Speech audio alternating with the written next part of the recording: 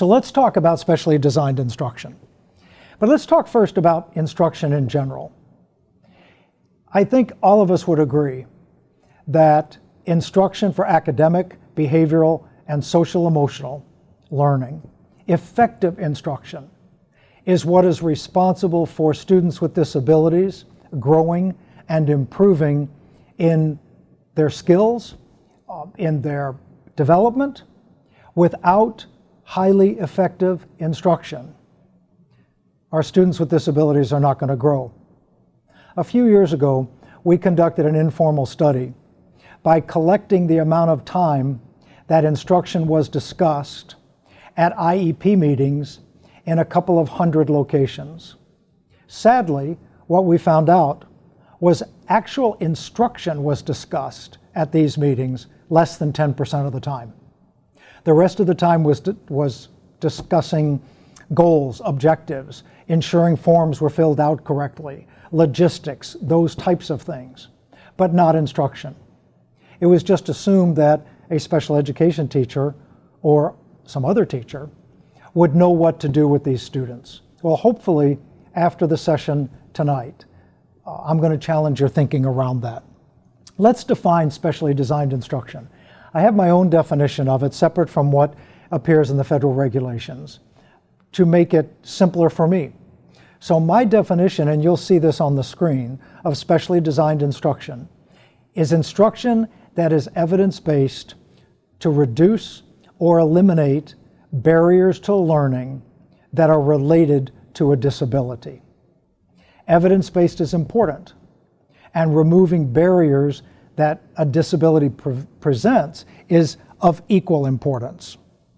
Also, please remember that what differentiates students with disabilities, 504, from special education, is for students to be eligible for special education, they not only have to have a disability, but they have to have a demonstrated need for specially designed instruction and possibly related services. Without that, they're not eligible for special education. So that's a very important fact to remember. The other thing about specially designed instruction is that it can be delivered anywhere. You'll see a graphic on your screen right now that shows from the U.S. Department of Education where they see in a multi-tiered system of supports where they see where special education fits. And you will see on the graphic that it's across all tiers, Tier 1, Tier 2, and Tier 3. It can be delivered anywhere by anyone who is qualified to deliver that instruction.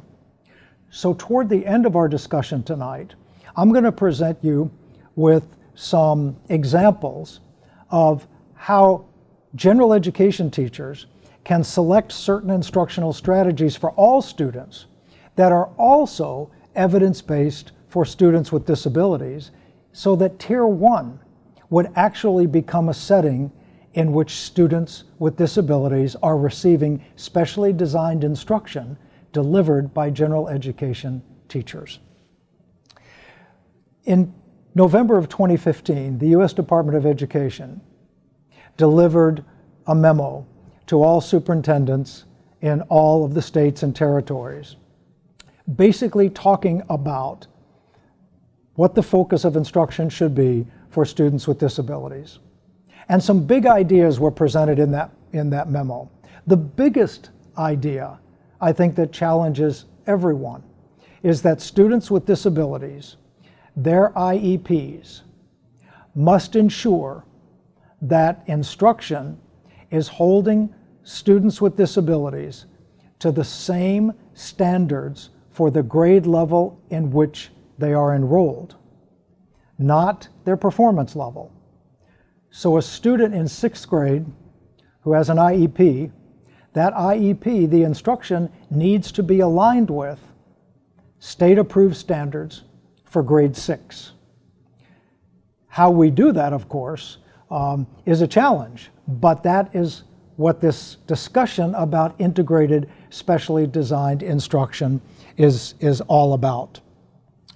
Another big idea in the memo is that instruction for students with disabilities is a responsibility for all instructional staff in a school, which fits wonderfully with a multi-tiered system, Tier 1, Tier 2, and Tier 3.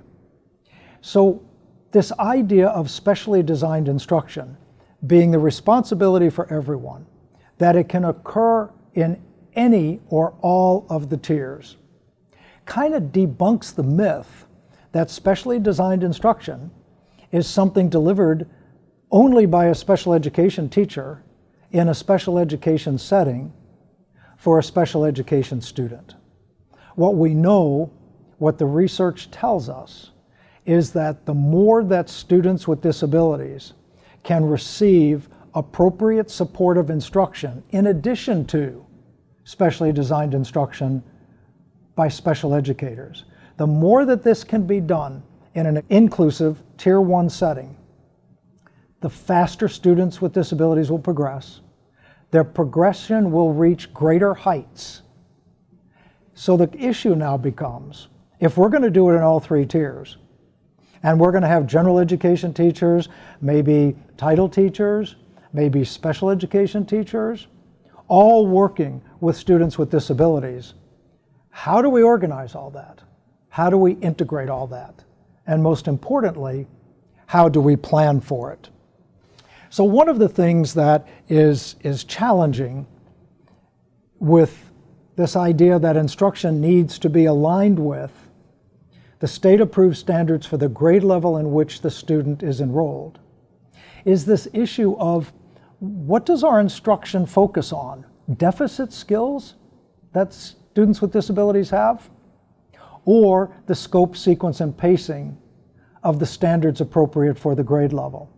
A good example might be a student in 6th grade with a learning disability in the area of reading, and it's very significant. And that student in 6th grade is reading at the mid-1st grade or beginning 2nd grade level. So shouldn't the IEP focus on improving the student's reading skills and fluency from the level that the student is currently at? Well, what's interesting about that is that reading fluency doesn't appear in state standards beyond 3rd grade level. Beyond 3rd grade in literacy, those standards move to increasingly complex comprehension skills, critical reasoning, thinking, problem solving.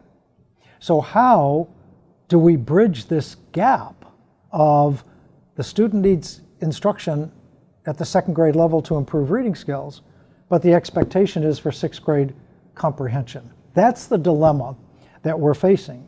And if specially designed instruction is only going to be focused on remediating those skill deficits, there's a big gap between 2nd grade and 6th grade, then is the student receiving the supportive instruction necessary to attain grade level standards? So we'll talk about that. One other point before we go on with specially designed instruction. One of the things we know is that the growth rate of students with disabilities is directly related to the quality of instruction in Tier 1 for all students. Appearing on your screen now is a graphic for 4th grade literacy, showing the growth rates over time for all students on the left-hand side, and on the right-hand side showing the growth rate for students with disabilities. And as we scroll through these graphics, you will see that if on the left-hand side all students are growing well, students with disabilities grow well. But if on the left-hand side all students are not growing well, you also see what happens for students with disabilities. So the importance of Tier 1 instruction is critical, not only for the success of all students, but for the success of students with disabilities. So really this issue of specially designed instruction, the big question is one of scheduling, logistics, and planning. It's not that we don't know what to do, but in order for our students with disabilities to grow, and grow at a rate that is beyond acceptable, we have to have as many minutes a day of instruction that is relevant to those students. There are 330, 350 minutes in a school day. And particularly for our students with disabilities who are in high incident disability categories, take specific learning disabilities, for example, they may receive 40 or 45 minutes of specially designed instruction a day, provided by a special education teacher in alignment with their IEP. Realistically, is 45 minutes of instruction for a student with disabilities who has significant needs, is that going to make a difference in the other 310 or 320 minutes in a school day? Specially designed instruction has to be embraced by all instructional providers in order for our students with disabilities to grow. So that presents another issue. How do we define inclusion? Inclusion, in my view, is not a place. It's not taking a student with disabilities and putting them in a setting with non-handicapped, non-disabled peers. Inclusion, for it to work, is curricular inclusion, instructional inclusion. And unless the needs of students with disabilities, when included in Tier 1, are taken into the consideration in the development of Tier 1 instruction for all students, then our students with disabilities will not profit at the level that they need to from that amount of time in Tier 1. So we're going to talk about how do we do that? What does that look like? Specially designed instruction is instruction that is designed to reduce or eliminate barriers to learning that are the result of a disability. If we want the barriers to be knocked down throughout the school, then specially designed instruction has to occur in all of those settings, which means that everyone who delivers instruction for our students with disabilities and support staff has to be involved in this planning process. So our goal is to have a single instructional plan. That single instructional plan is guided by the standards for the grade level in which the student is enrolled. On the screen now you see how standards-based instruction is developed. There's a graphic. That same graphic, from the standard to learning goal to evidence-based instruction and assessment, has to be applied to our students with disabilities as well. So first thing I want you to think about is, think about our special education teachers, think about other teachers who work with our special education students, and think about Tier 1 teachers. Do each of those groups plan separately? Do they collaborate with each other? Do they agree that these are the standards that all of their instruction is designed to help students attain? Or do they each have a part that may not be related to the standards, that may only be focused on skill deficits, that might not be preparing students for instruction in Tier 1 ahead of time? Think about that. I want you to visualize a planning meeting at a grade level in which all of the educators that provide instruction for all of the students are present. How often do general education teachers attend the IEP meetings? How do general education teachers know what's the focus of instruction that special education teachers are providing? Do the special education teachers know the scope, sequence, and pacing of instruction in Tier 1 so they can align their instruction with that scope, sequence, and pacing?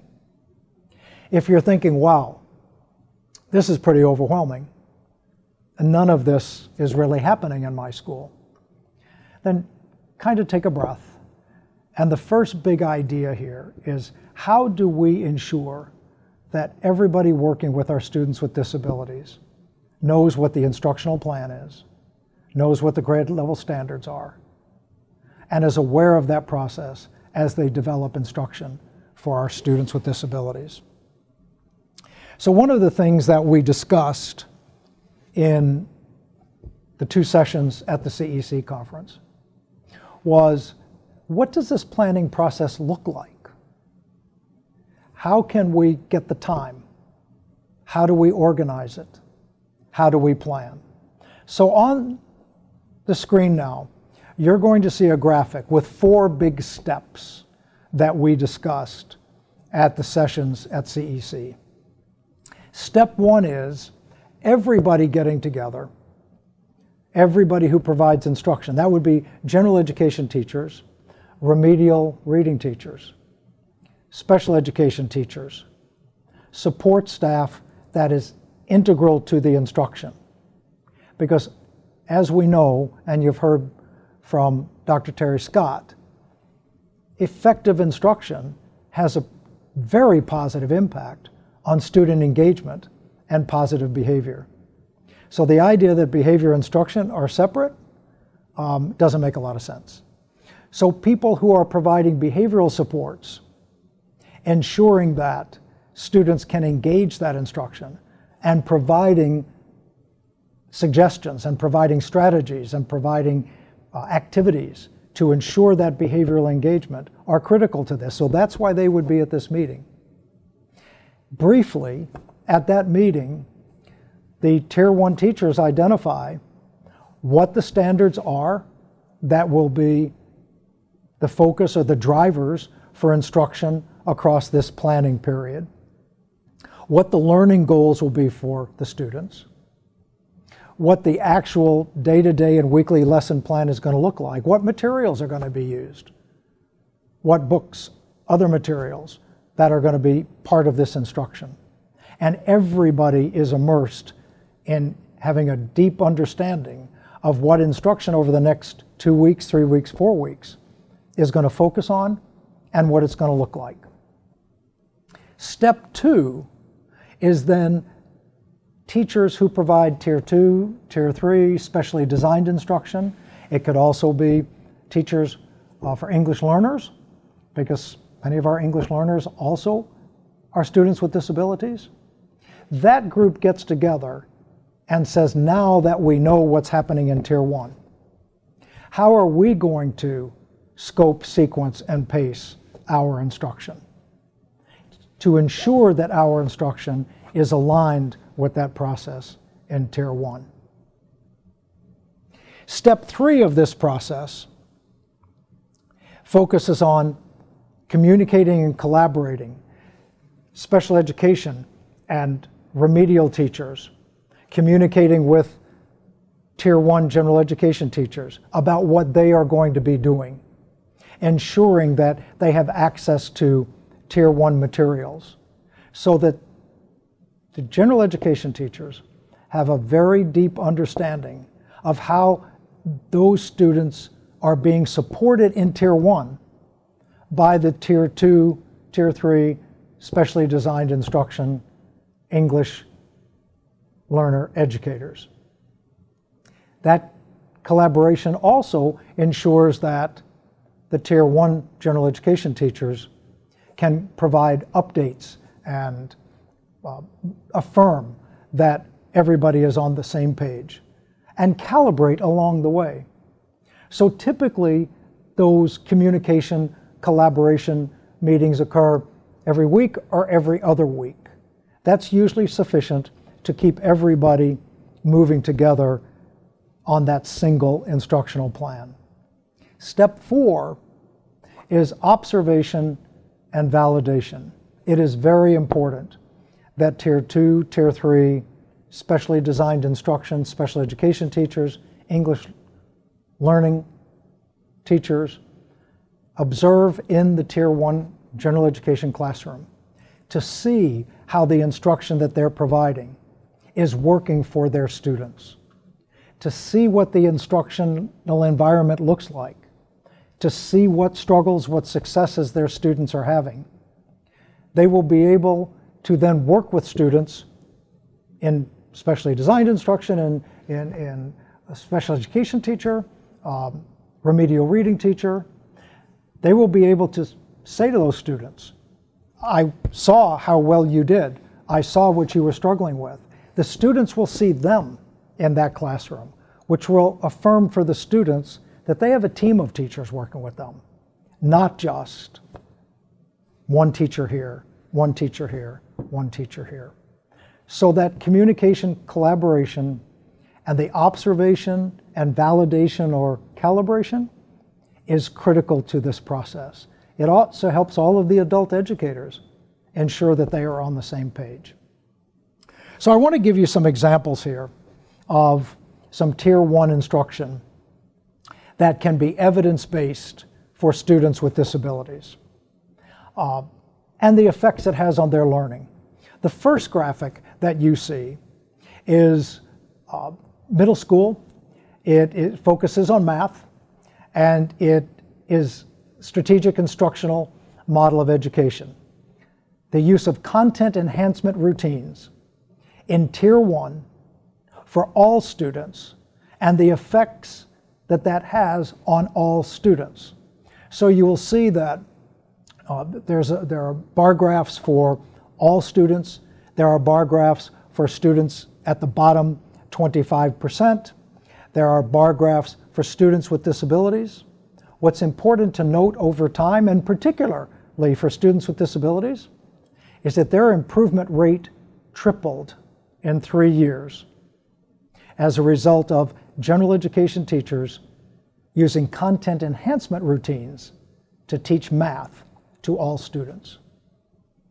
On the second graphic that you're seeing now, there's an example of the impact of general education teachers using collaborative strategic reading approaches for comprehension for all students. And on the graphic you see on the screen right now, you will see that when those collaborative strategic reading strategies were used for all students, the rate of improvement for all students was very positive. You will also see that the rate of improvement for students with disabilities included in those general education classes was also positive and grew at the same rate as the growth rate for all students. The gap was not closed, but students did not get further behind. That evidences that the Tier 1 instruction was highly beneficial for students with disabilities.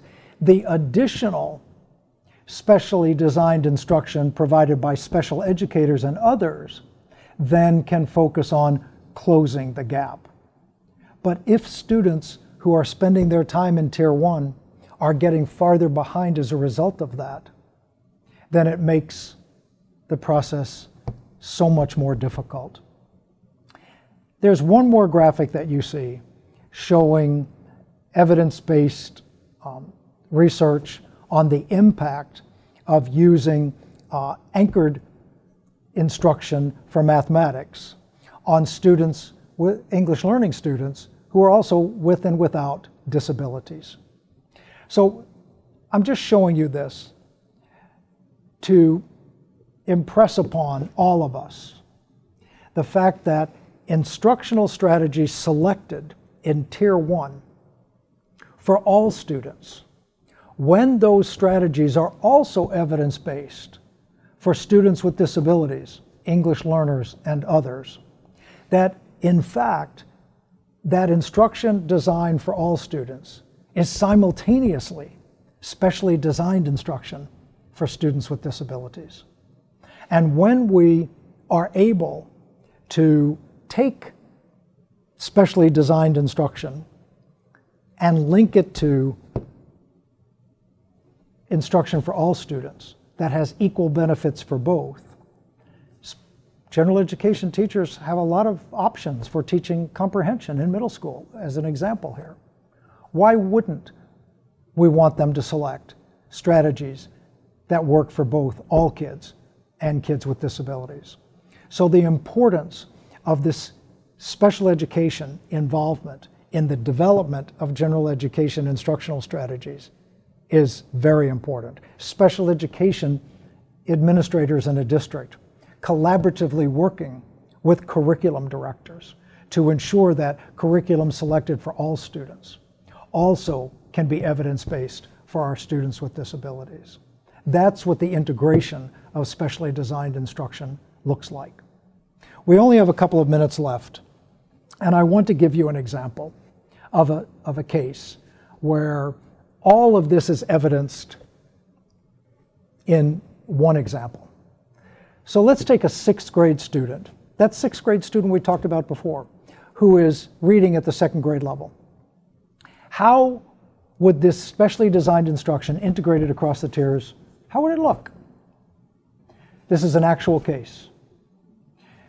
In Tier 1, the grade level teachers decided to use collaborative strategic reading to teach comprehension strategies to all of their students.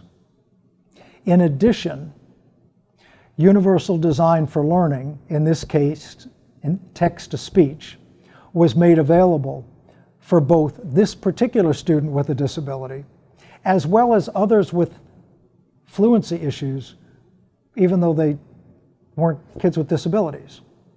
So the universal design for learning text-to-speech removed the barrier of poor fluency from accessing comprehension skills for our students with disabilities.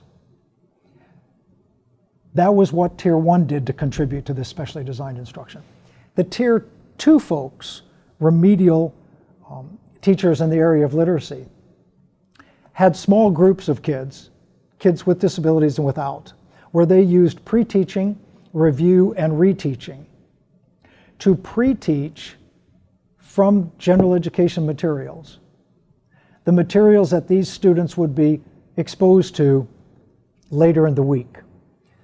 Vocabulary, the general content of the stuff, so that these students, when they went into that general education classroom a week later, they were getting the instruction again for the 2nd time, as opposed to for the 1st time, and then people trying to fix what they didn't get. This pre-teaching is a very powerful tool for our students with disabilities.